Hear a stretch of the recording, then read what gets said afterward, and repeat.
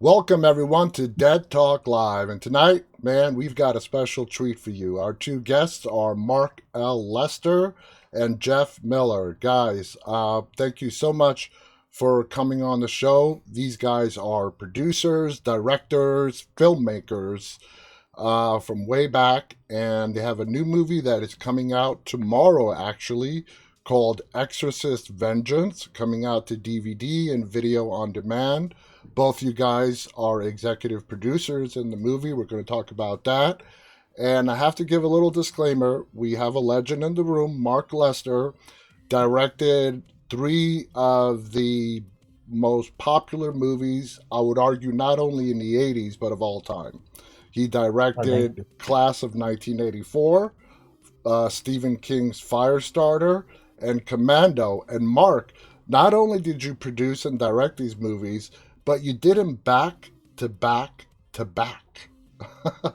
And that is a feat in itself. So we're going to start off. We're going to talking about Exorcist Vengeance, and then we're going to pivot over into those three classic films.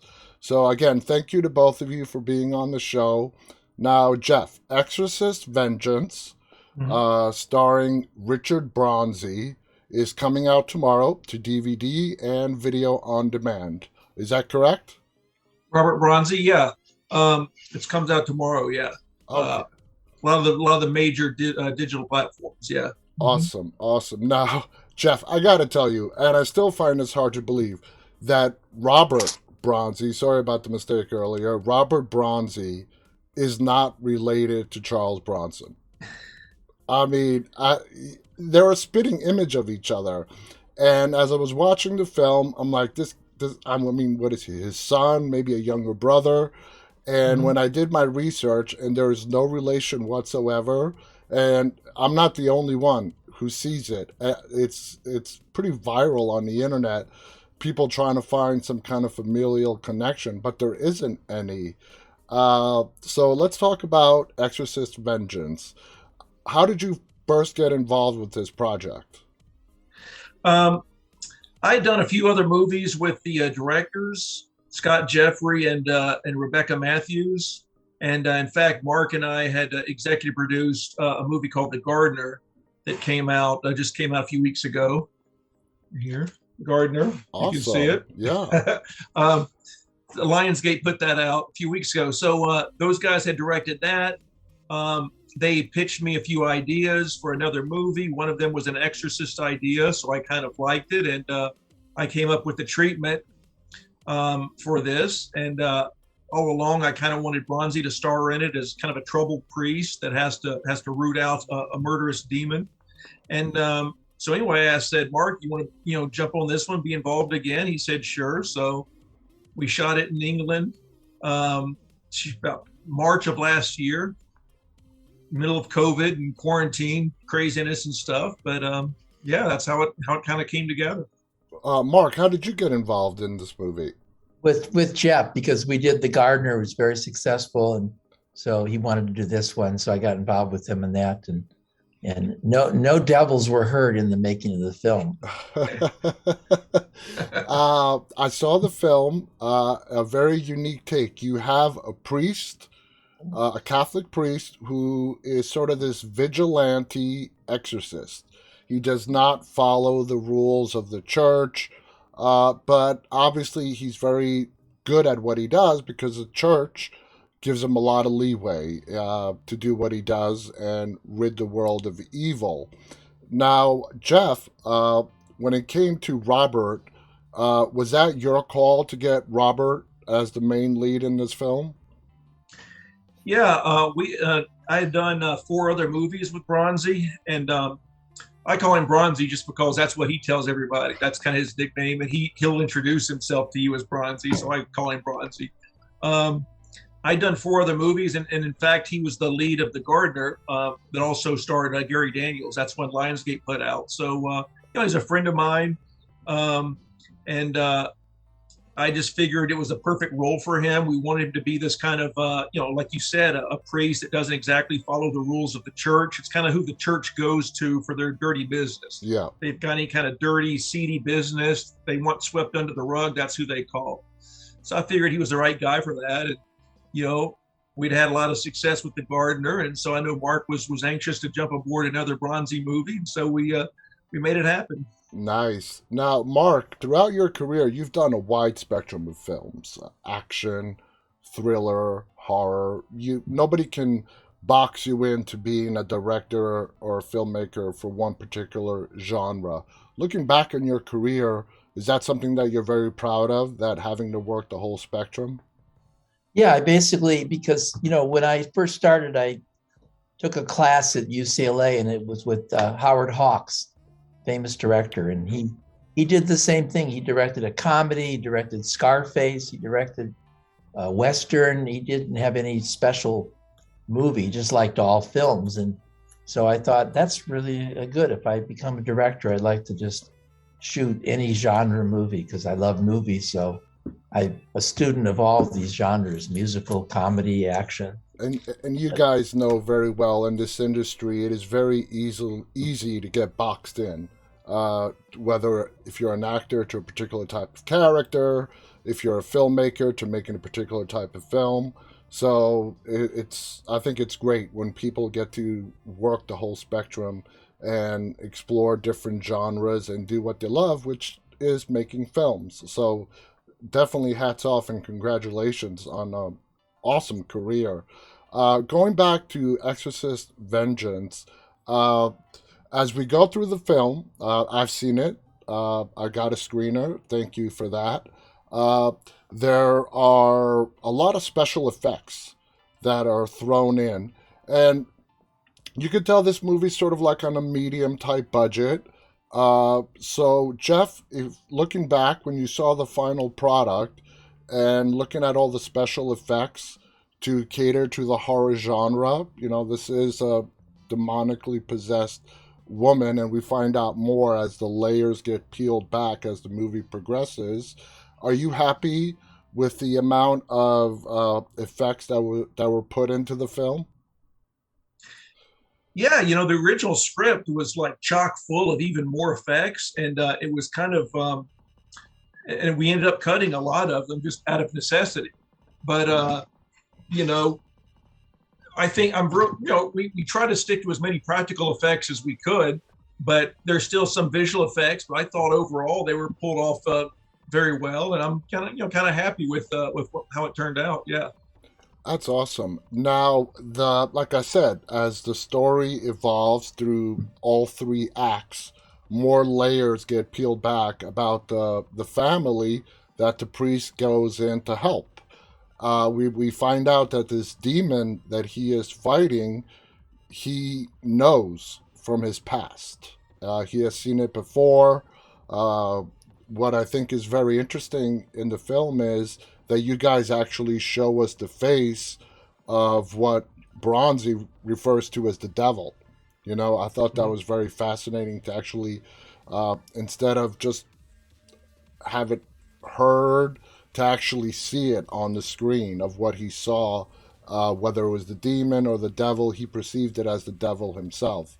So that was very interesting. And within this family structure that he goes in to help, you have a brother and a sister, and then you have their kids. Uh, what I found very interesting, the kids, they're cousins between the brother and the sister, obviously. Between the one cousin and another, there seems to be like sort of this romantic connection between them, which is sort of like a taboo in today's Mhm. society, but stuff happens. What did you think of that aspect of the film, and how important was that aspect to the story itself? I mean, we touch upon that, and it is kind of a taboo subject, but I think that once you watch the whole film, it kind of makes more sense. It kind of comes together, I think. Mm-hmm. Um, but yeah, that was something. I think the screenwriter, came up with that bit.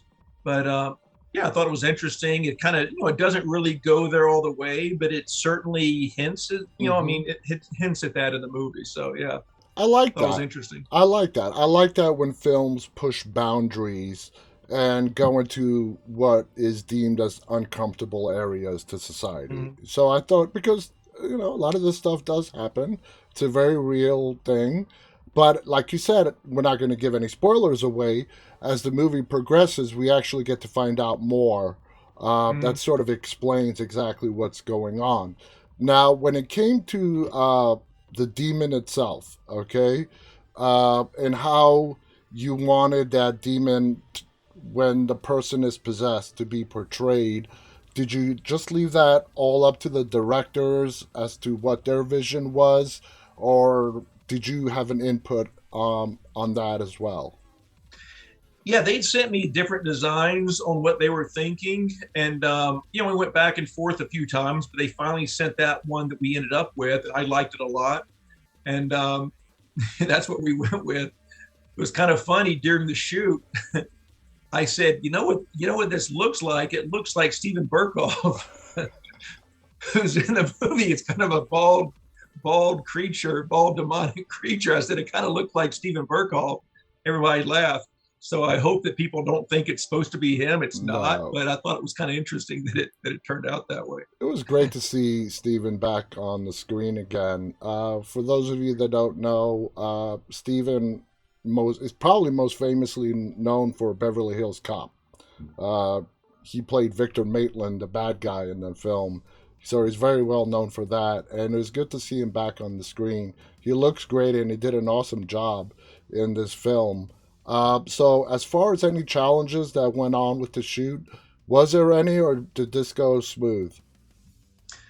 It was, I think, one of the biggest challenges was just getting there for the filming because we shot it in England, and this was in March of last year, and it was COVID was still COVID is still in the news, but there was we had to quarantine, so Bronzy and I had to quarantine together in an Airbnb apartment that I had booked, and so we're in quarantine for about a week and a half, trying not to drive each other crazy.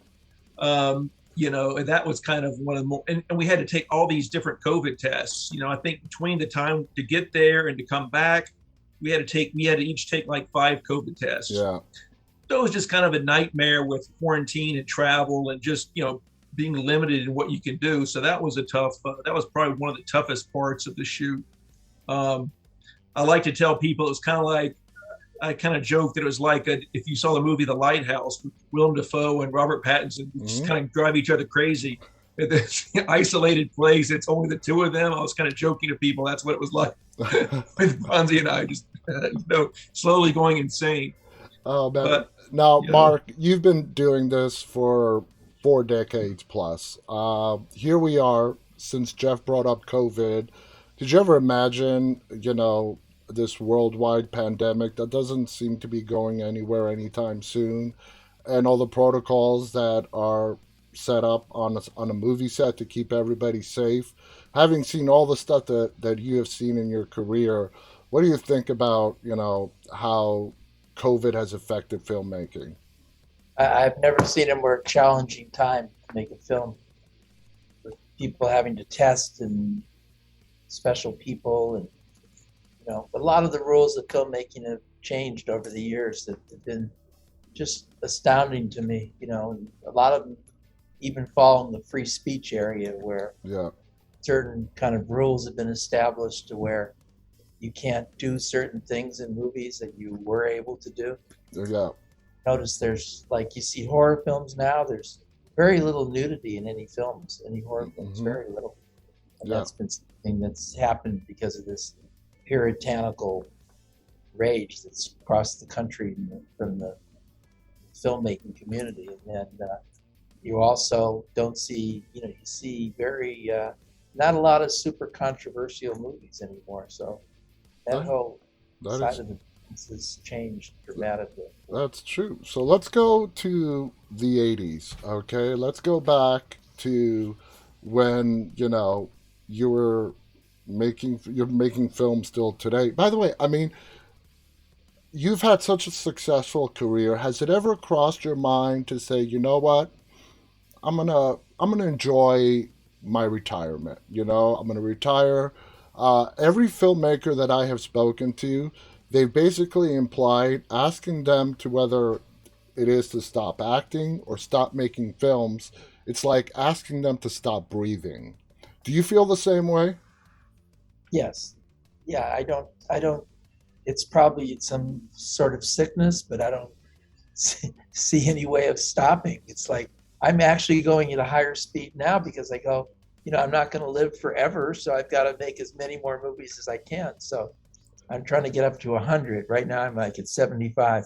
But so we have the Jeff and I have another one coming out called Nutcracker, which is a really good horror picture that hasn't been, where you got Patrick Bergen in it, and it's shot already, and it's beautifully done. Nice, nice. Well, A definitely. Nutcracker, Christmas Nutcracker comes to life. Wow, So a Christmas Nutcracker horror story. Now that's something you've never seen before. we hope not. That's great. Yeah, So and then I'm shooting here in Mississippi. I'm here now shooting another movie called Hunt Club with Mickey Rourke and Mina Savari and Casper Van Dien. you're right. So There's no yeah, slowing down. You're going full speed.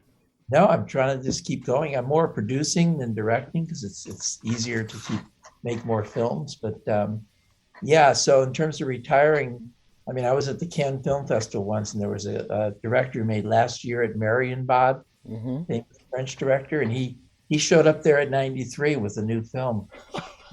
Godard had a new film at 90, so people don't stop. I don't No, see any way of stopping. no. And Why stop? It's your passion.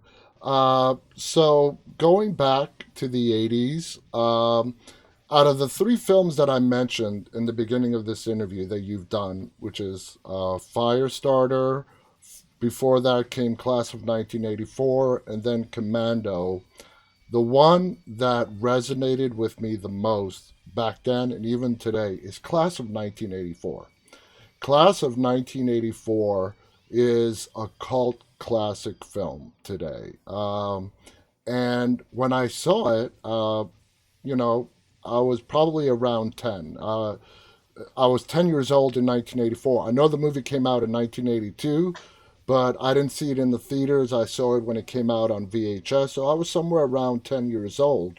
And I got to tell you, Mark, at 10 years old, something about that movie resonated with me.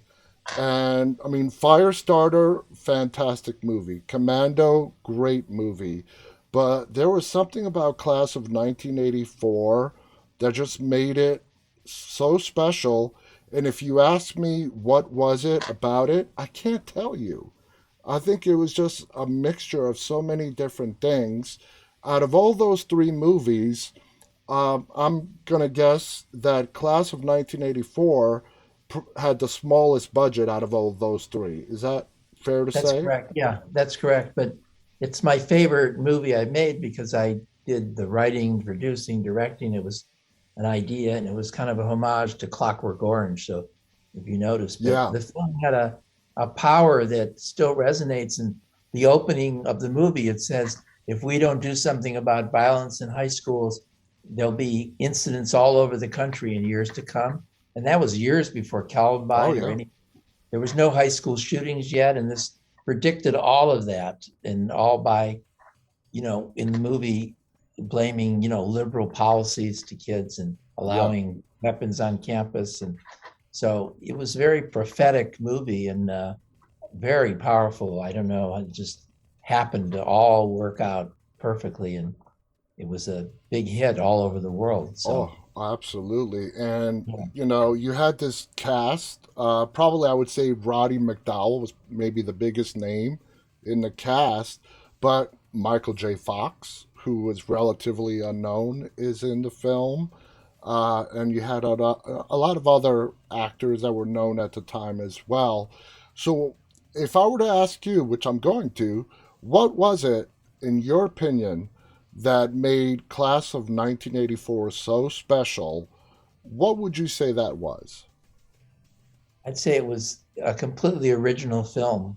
And it was had elements of classics like Blackboard Jungle, which kind of was very similar to in content, Mm-hmm. but it was just the uniqueness of the movie. And it was the first one that had punk rockers on screen. And it took like all these elements of society and mixed them up like a cocktail and threw them out like in a brand new mix that people hadn't seen. And Exactly. And you were not afraid to take risks with that film. The rape scene of a pregnant woman, that back then, even though it was the 80s, that was, I had no censors. This is what I'm saying.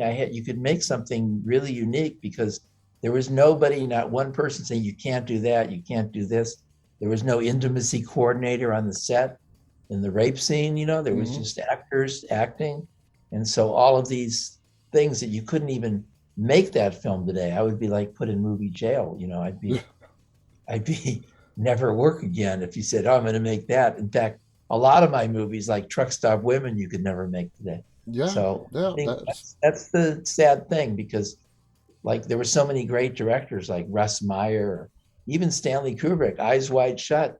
He couldn't direct that movie today by himself. He'd have to have a intimacy director standing by his side. yeah, So yeah. the world has changed so much with movie making, and I've seen it over 50 years now go from like the spirit of independent filmmaking to what today it's kind of been watered down a lot of things. There's some brilliant things like Titania, that new French film, Hmm. and there's been Mark, European things. I've always wondered what was your high school like to come up with a movie like Class of 1984.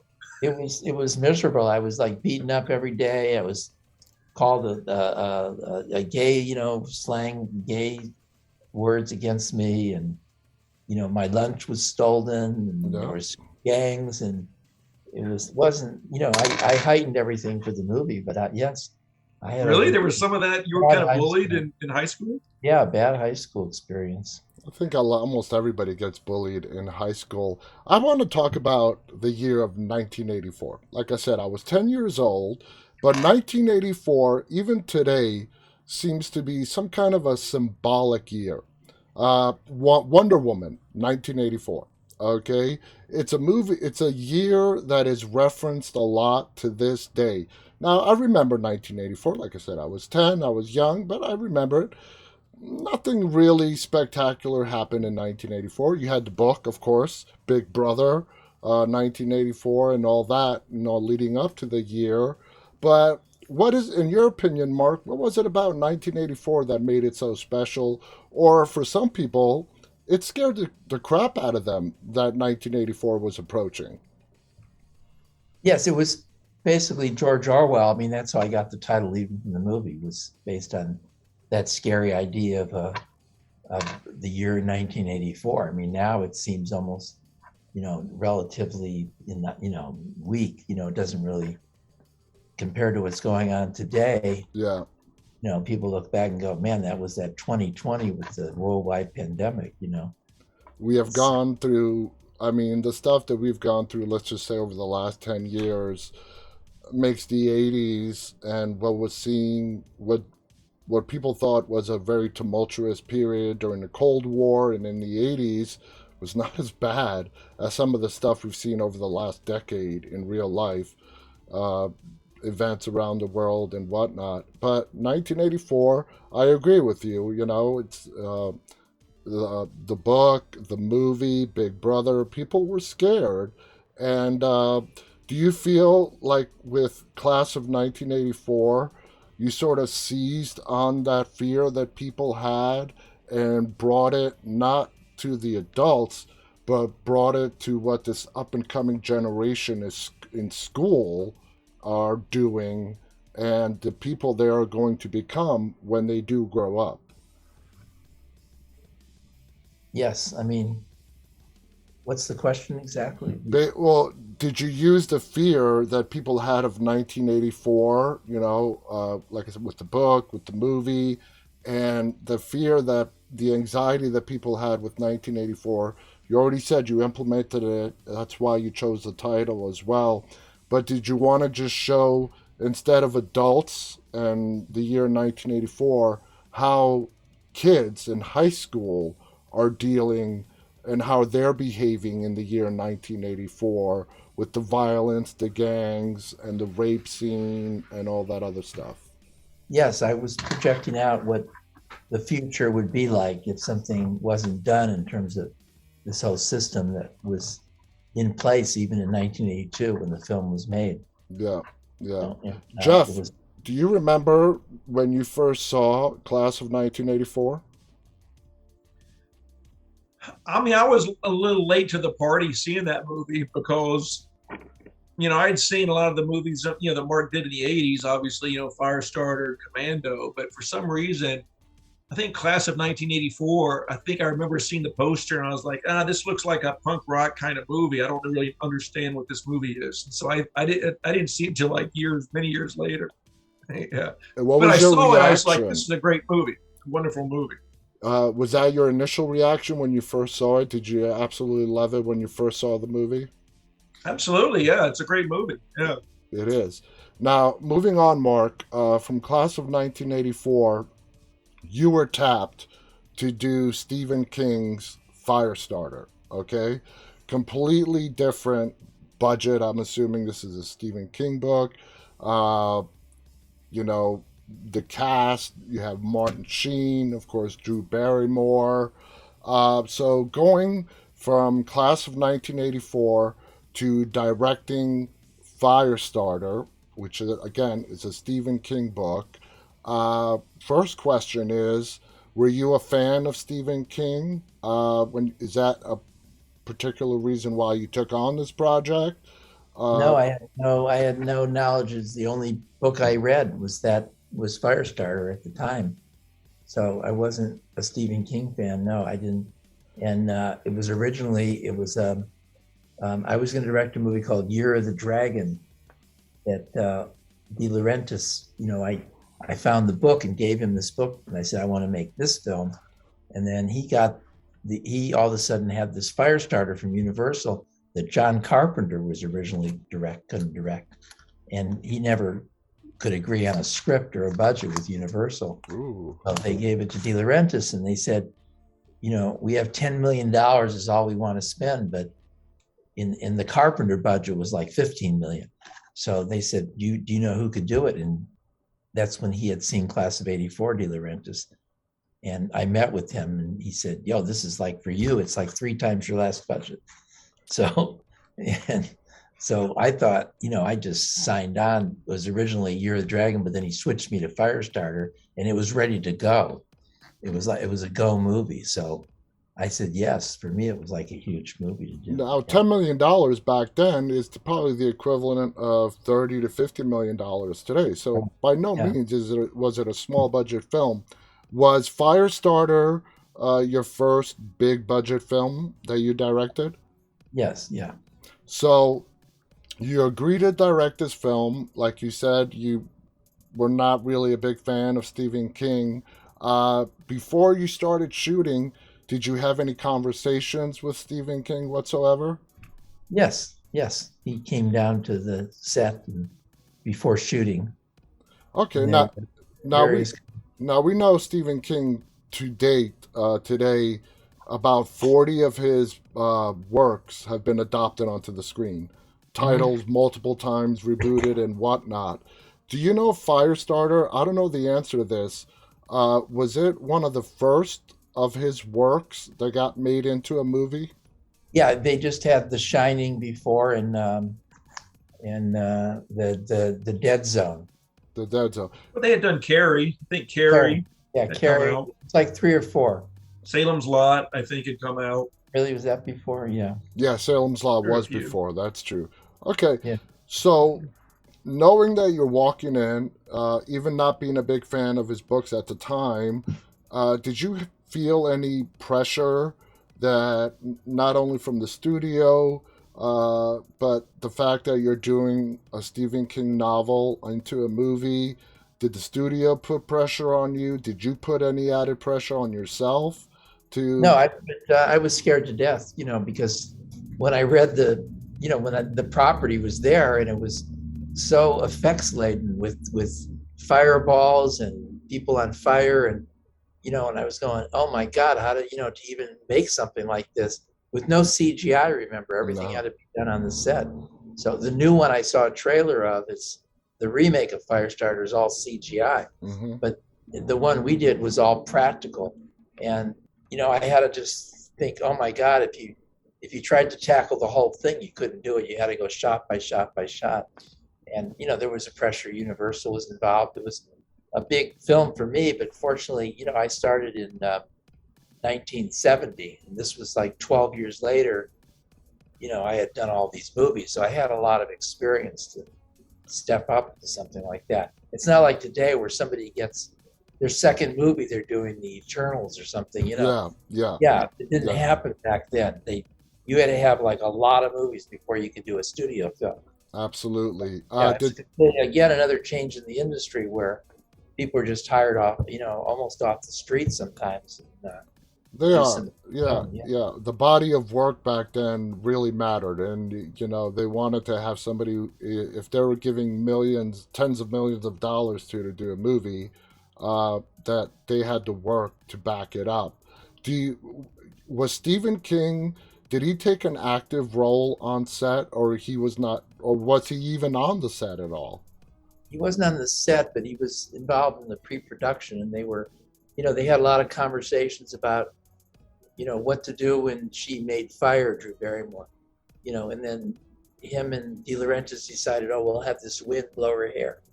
That wasn't even me. We did it, but it wasn't my idea. But later, Stephen King's, I always had a little thing with him because he said, what a stupid idea, blowing your hair. But it wasn't my idea, it was his idea. So Uh, I don't know.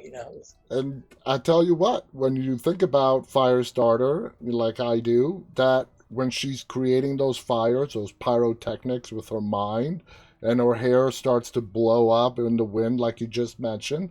I mean, that image is like when you say Firestarter, for me, that's one of the very first images that On the comes to my poster, even. mind. That's her on the poster with her hair blown. Absolutely. Now, Drew So Barrymore, you said you got this film and it had a cast already attached to it. Is that what you no, said? no, no one was attached. There wasn't even a script. It was just the book. Just a I book. got the script written. I had a friend named Stanley Mann. I had him write the script, and then developed the whole project. There was nothing. There was an old script that John Carpenter had, but it was discarded. Okay, okay. Now, Yeah, when it came to the casting, like I said, it just had a much bigger name cast in class from 1984 did. In the case of Drew Barrymore, she had done E.T. Okay, I don't know if it had come out yet, if you have seen it. This was a very hot, you know, commodity in Hollywood, this young lady, and very sought after due to the success of E.T. Were you the one that gave the final okay to bring Drew Barrymore onto Firestarter? I mean everybody did. We read hundreds of girls, and she was up against. In the end, it was between her and the little girl from Poltergeist. Oh, Heather or something. I Heather, forgot the yeah, last name. Yeah. Heather O'Rourke or Heather something. O'Rourke. There you go. Yeah. it was between the two of them, and then but so the studio and everybody wanted Drew Barrymore, so she was a great choice. It's amazing Now, actress.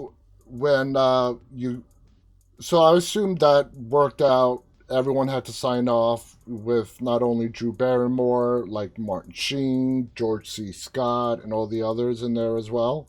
Right? Yes. So, what were the challenges that surprised you when you got there and you were filming Firestarter, this big budget film? Uh, was there anything, like you said, you've been working since the early 70s. Now you're doing this big budget film. Even having all those years of experience behind you, was there anything that surprised you working with such a big budget title? Just the effects were challenging, like I say, to do these enormous effects, and the shooting schedule was like 60 days. I was shooting my movies in 25 days. Hmm. So it went on and on and on, the shooting like 15 weeks. And, it was, grueling production and a lot of dangerous stunts and effects.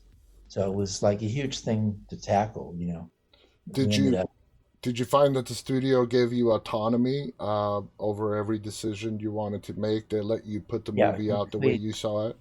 absolutely complete autonomy. I don't even think that exists today in these films. I don't think, I mean, I never even saw a studio person. It was just De Laurentiis was there, and that was it. Today, I'm sure you know this as well, with big studio films, what's done is they do their shooting for the day, then they send the dailies up to the studio to make sure that the studio okays them. And then they do the same thing the next day. And I've spoken to a lot of filmmakers who have worked with, who do films for the big studios. And some of the big studios require what they call the dailies. Basically, whatever they shot that day gets uploaded to the studio to make sure the studio signs off on it. So back then in the 80s, that just did not exist. So, That was 35 millimeters, so it would take days to develop, and you didn't even see it yourself. There was not even a monitor. You didn't know what the hell you were shooting. um, Jeff, we should do that on our next films.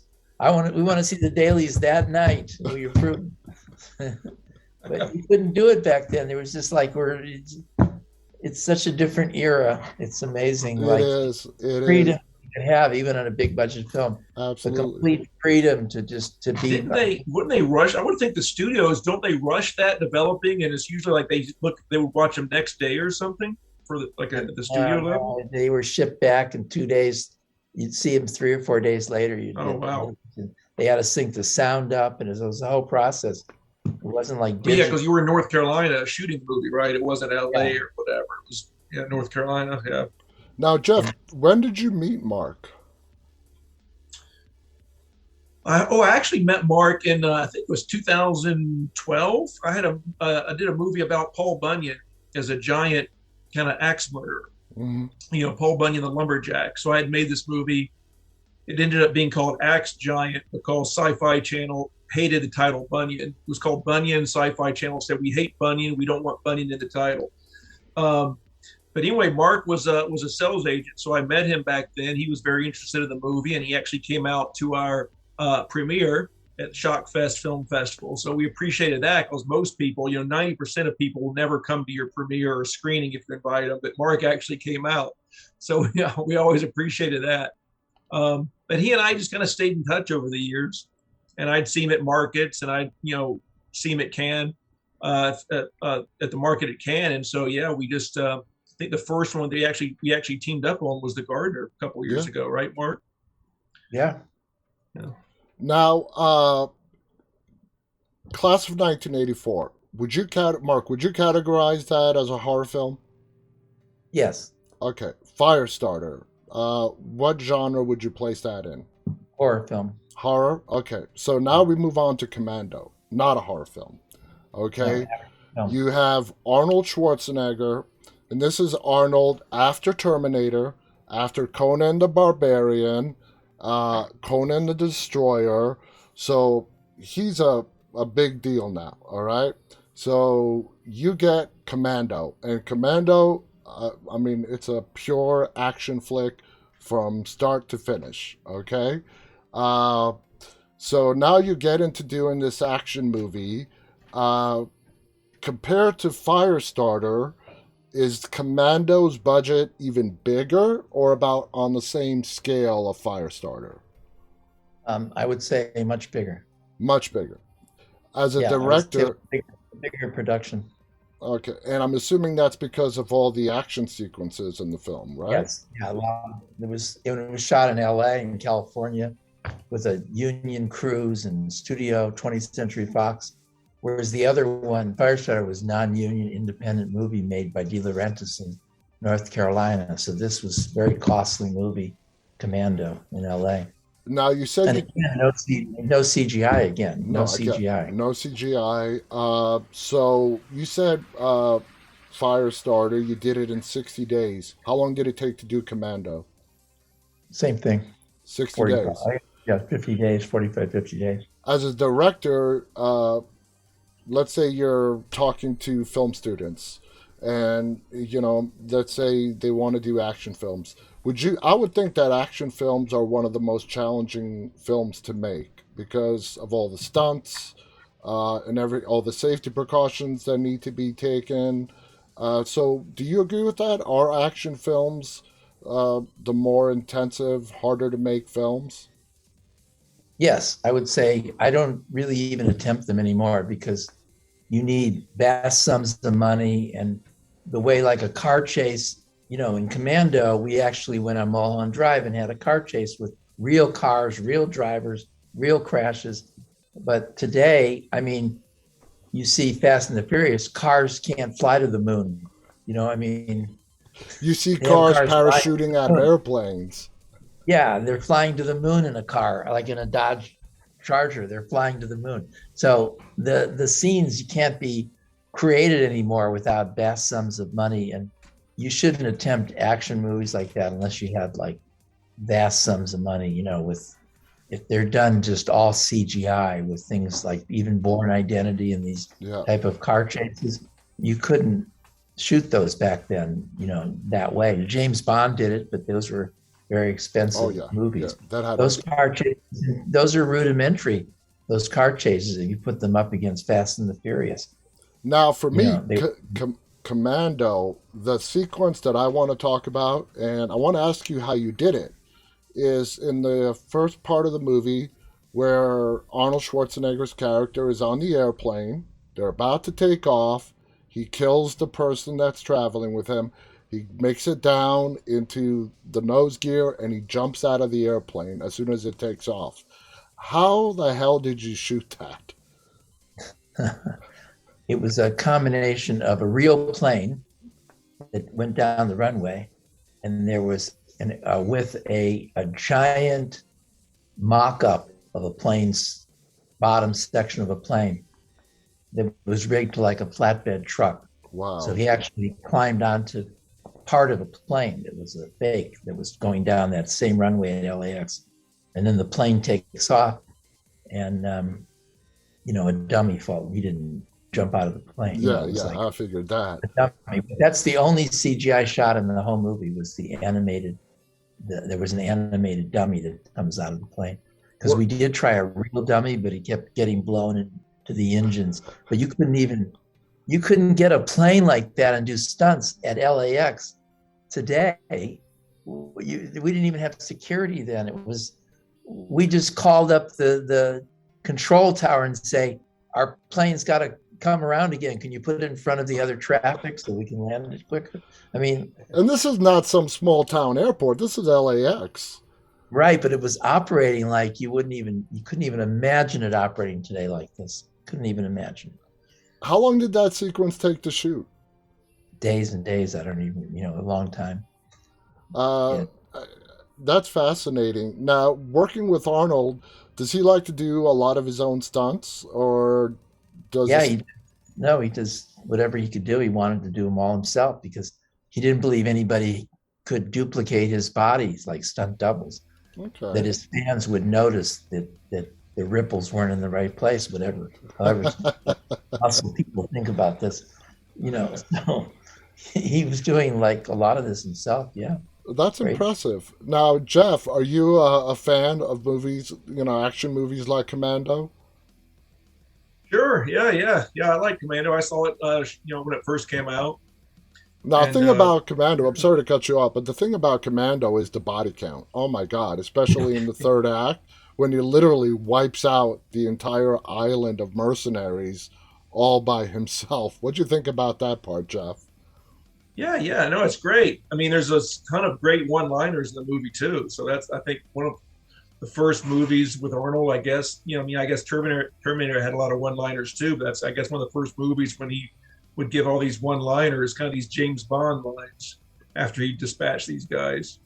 But yeah. Absolutely, absolutely. I had Mark. I had the pleasure last year of meeting Vernon Wells at a convention, Oh, I love and him. what a nice man. Vernon Wells uh, plays Bennett, the antagonist in Yeah, Commando, and just what a down to earth, nice man.